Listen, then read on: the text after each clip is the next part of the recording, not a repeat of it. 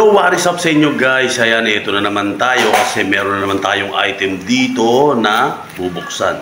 So, huwag na natin patagalin guys. Ito na, let's go. So, ayan guys, yung ating item dito, no? Isang pouch na maliit lang. Hindi naman kalakihan.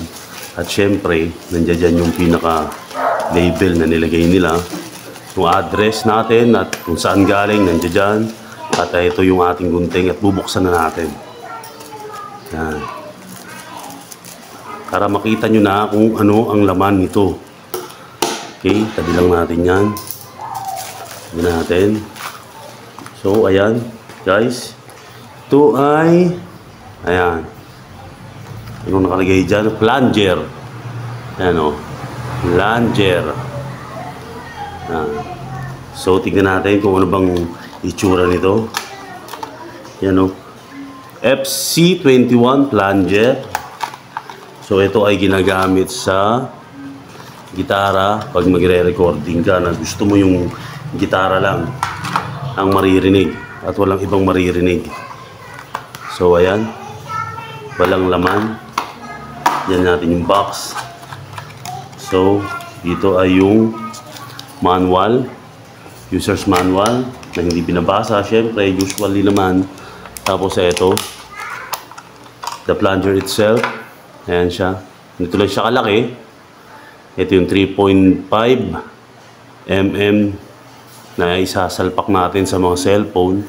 At kung kayo ay naka-Android phone, ay naka-Apple or iPhone, gagamit lang kayo ng connector, no? Or adapter para dito. Pero kung naka-Android phone ka naman, pwede na itong diretsuhan. Pero kung naka-Type-C ka, gagamit ka rin ng adapter.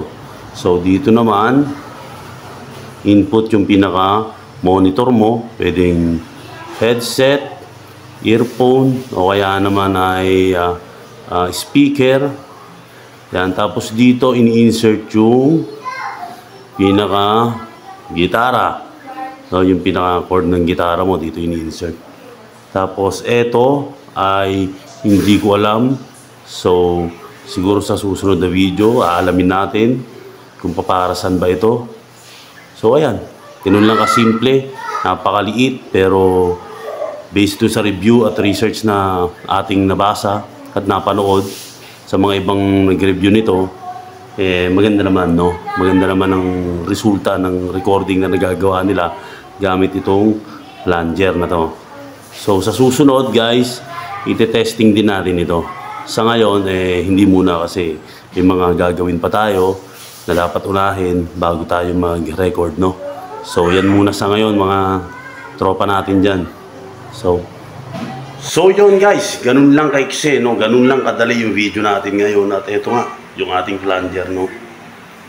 So, paano? Guys, magkita again tayo next time. At kung kailan man yan, hindi ko po talaga sigurado alam. Pero yun, mag-ingat po sana kayo natin. Peace out. Hustle hard, hustle every single day. I'll be making moves till I'm buried in my grave.